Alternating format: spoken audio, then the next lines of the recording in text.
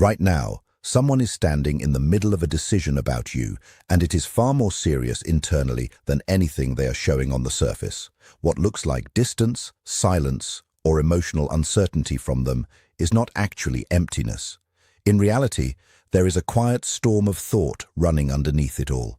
You may not see it, and they may not admit it openly, but you have been sitting in their mind more often than they would feel comfortable confessing. This isn't casual thinking. It isn't passing curiosity. It is the kind of mental and emotional weight that forces someone to confront what something truly means to them. And in this case, it is you. From the outside, it may seem like nothing is happening. No clear communication, no obvious movement forward, maybe even a sense that they have pulled away or disconnected entirely.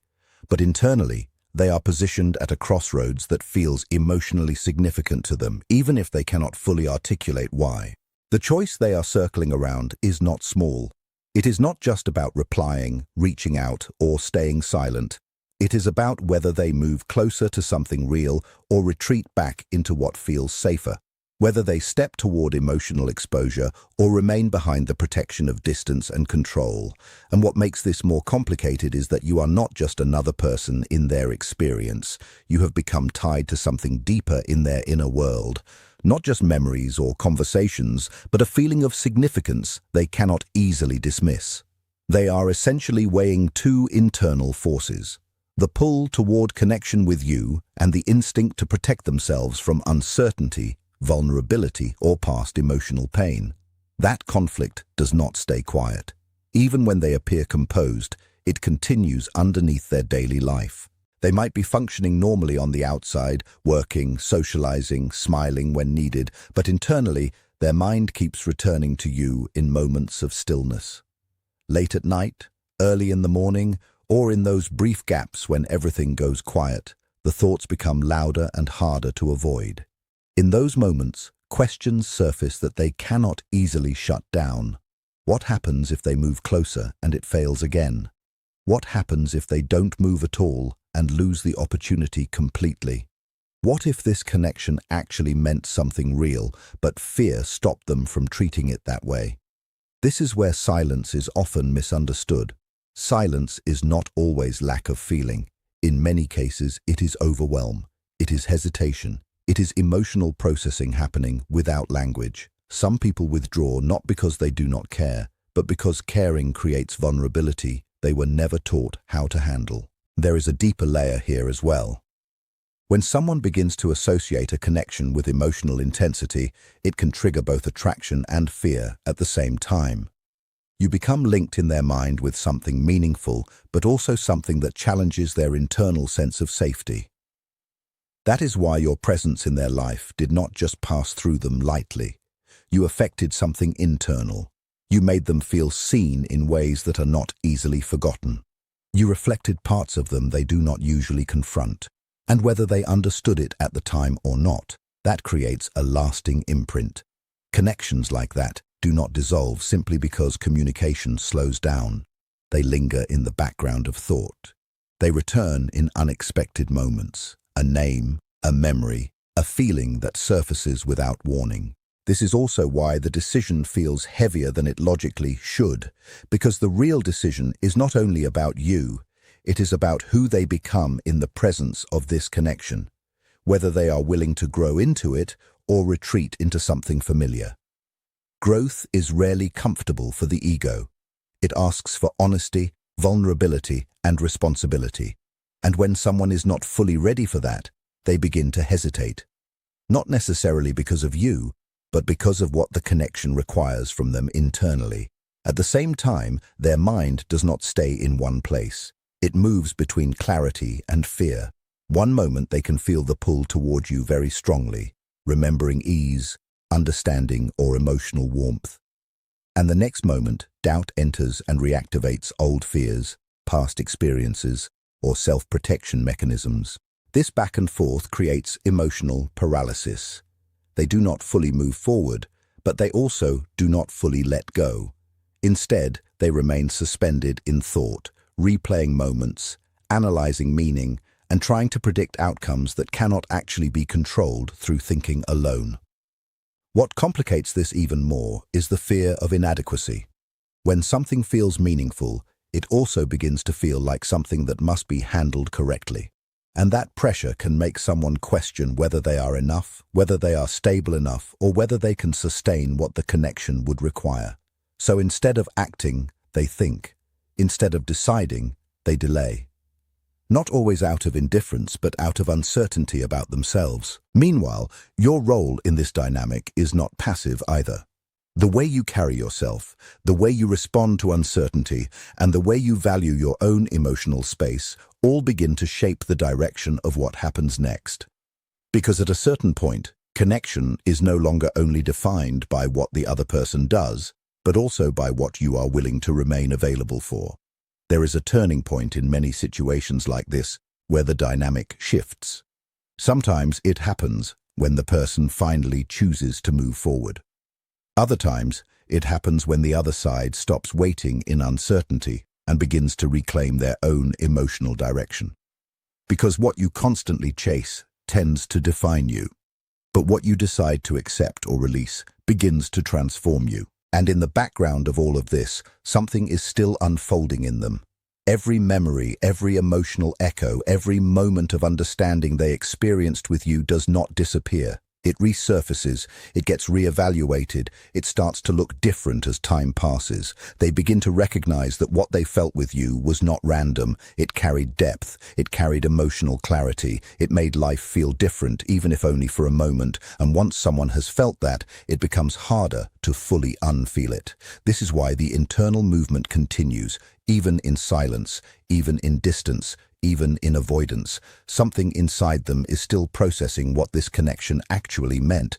And now, the final layer they are approaching is responsibility. Not just whether they miss you, not just whether they think about you, but whether they can actually show up in a consistent, emotionally present way if they choose to step forward. Because the real question is no longer just about feeling. It is about capacity. It is about readiness. And whether fear continues to lead the decision or whether clarity finally does. This situation is carrying a level of seriousness that goes far beyond casual uncertainty. What is unfolding is not just about mixed signals or delayed communication. It is about a person standing at a point where they are being forced to confront what real emotional responsibility actually looks like. Choosing you is not something they can do halfway. It cannot exist in vague effort, inconsistent presence, or repeated hesitation. On some level, they already understand that. They know you are not someone who can stay comfortably inside confusion or indefinite waiting.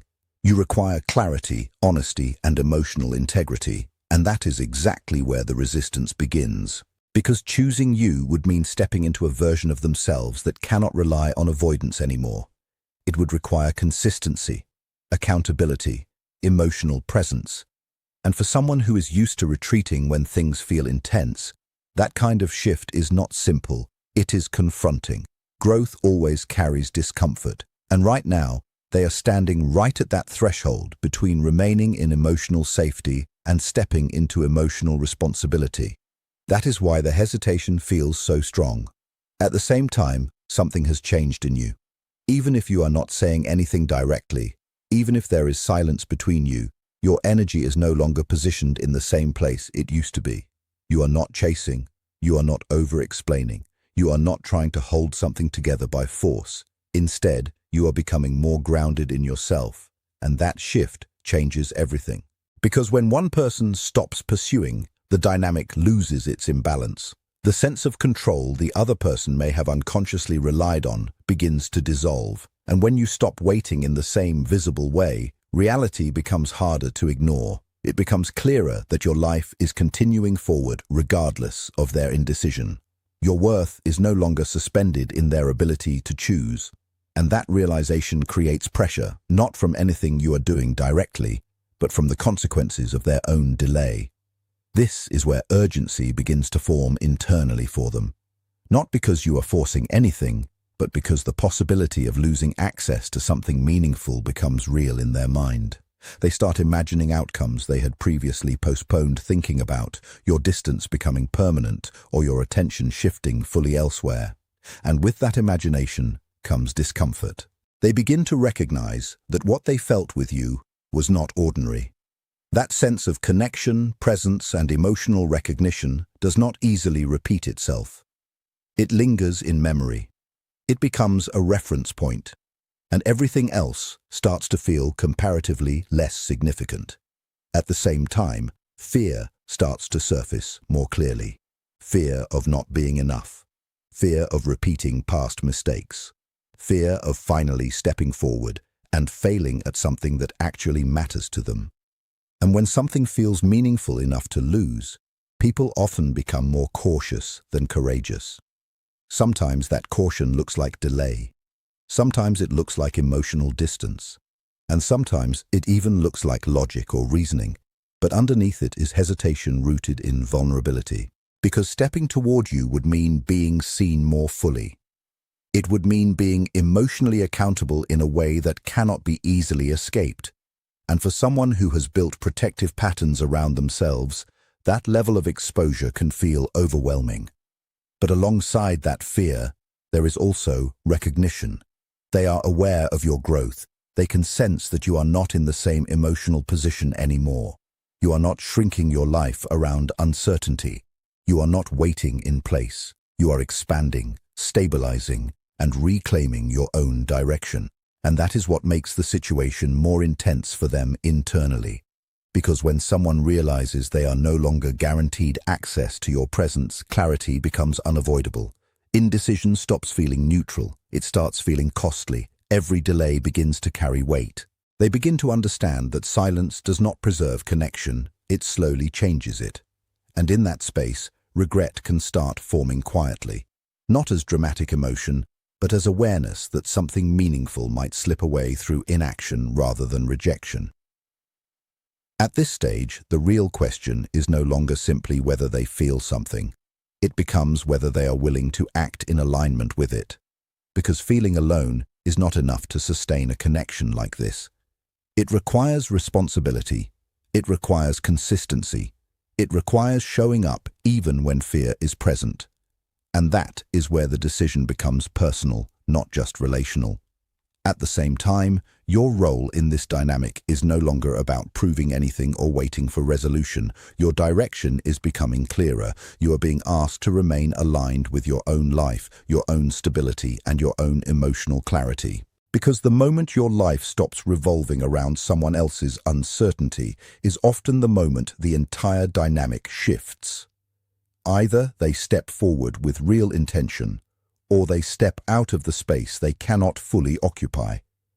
There is no stable middle ground in a situation that demands emotional presence. And this is where clarity starts to form on both sides. For them, it is the realization that avoidance cannot replace action indefinitely. For you, it is the realization that self-worth cannot remain dependent on someone else's hesitation. What is unfolding is not just about connection, it is about truth becoming unavoidable. Because when someone is meant to show up, fear eventually loses its control over them. And when someone is not ready to meet that level of emotional responsibility, distance becomes the outcome. Either way, something becomes clear. You are no longer standing still inside uncertainty. You are moving forward with or without resolution. And in that shift, everything becomes simpler, even if the emotions themselves are still complex. Because silence stops being neutral. It starts revealing direction. And in that clarity, what remains is not confusion, but awareness of what is real, what is absent, and what is finally ready to be released or pursued. There is a shift happening in the way they are processing you internally. It is no longer just passive thought or emotional background noise. It is turning into something they can no longer ignore or keep contained in the same way. They are beginning to recognize, even if not fully admitting it out loud, that every day spent in silence is also a day where the chance to genuinely connect with you becomes more fragile. What used to feel like distance they could return from whenever they wanted is starting to feel more final in their own perception. At the same time, the way you are moving through your life is becoming more noticeable to them in an emotional sense. You are not positioned in the same way you once were. There is more clarity in you now, more self-respect, more direction. And that shift creates a kind of internal pressure for them because it reflects a version of life they are not currently aligned with. This is where their focus begins to change. It is no longer just about whether you fit into their life. On some deeper level, they already sense that you do. The real question they are unconsciously confronting is whether they are capable of meeting the standard that your presence now represents, whether they can actually show up in a way that matches what this connection demands. And that is where discomfort begins, because it forces them to look at parts of themselves they may have avoided for a long time. Old patterns, emotional hesitations, protective behaviors shaped by past experiences. Letting go of those patterns is not a simple decision. It is an internal restructuring, and that takes effort, awareness, and responsibility. Meanwhile, they are also observing you differently now, not in a controlling or intrusive way, but in the way memory and attention naturally return to something that carried meaning. The more grounded and self-contained you appear, the more it affects how they interpret the distance between you. It is no longer just separation. It starts to feel like contrast, and contrast creates realization. They begin to see that you are not in the same waiting position you may have once been in. You are continuing forward. You are building stability, clarity, and emotional independence. That realization changes the emotional weight of the situation for them because it removes the illusion that things remain unchanged indefinitely. This is where urgency can quietly form, not because of pressure from you, but because avoidance stops feeling neutral. When someone realizes that nothing is being actively held open for them anymore, their indecision starts to carry consequences in their own mind.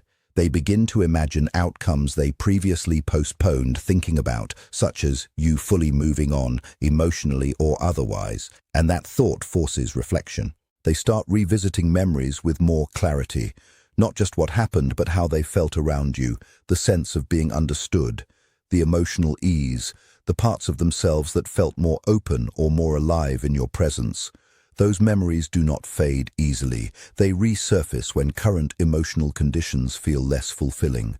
At the same time, fear is still present. Fear of misstepping, fear of being rejected, fear of finally trying and not being enough. These fears often do not show themselves directly as emotion. Instead, they appear as delay, overthinking, or silence. But underneath it, there is a growing awareness that inaction itself is also shaping the outcome. Because staying still is not neutral. It creates distance, it changes perception, and over time, it can turn potential into something that feels more uncertain.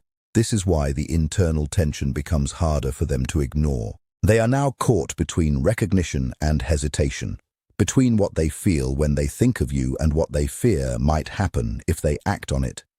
That push and pull does not resolve itself through thinking alone. It eventually reaches a point where it demands a decision. And in that space, something important begins to surface: responsibility. Not just emotional interest, but responsibility for how they show up, what they offer, and whether they can sustain consistency if they step forward. Because at this stage, they are no longer only thinking about connection, they are thinking about capacity. Can they actually be present? Can they actually maintain what they start? Can they actually meet the emotional reality of you? These are not surface-level questions anymore. They are identity-level questions for them. And while all of this is unfolding internally, your position in the dynamic continues to evolve. You are no longer operating from uncertainty in the same way. Your focus is shifting back toward your own life, your own emotional balance, your own direction. And that shift matters because it removes the expectation that everything must pause for someone else's clarity. It reframes the entire situation. Either someone steps into your life with presence and intention, or they remain outside of it. The in-between state becomes less sustainable over time, not because of pressure, but because of clarity. And clarity always narrows options. What they are slowly realizing is that this connection is no longer something they can engage with casually or indefinitely postpone. It requires presence, honesty, and follow-through. Anything less will not hold its shape. So the internal process continues. They think, they reflect, They hesitate, they reconsider, and somewhere in that cycle, the emotional weight of silence starts to grow heavier than the fear of action. That is usually the point where movement becomes possible. Not because fear disappears, but because staying still starts to feel like the more costly choice. And when that shift finally completes, whatever comes next will not be small or unclear. It will either be an honest step forward or a quiet acceptance that the timing has passed. Either way, the uncertainty is slowly being replaced with something more defined. And that alone is the beginning of resolution.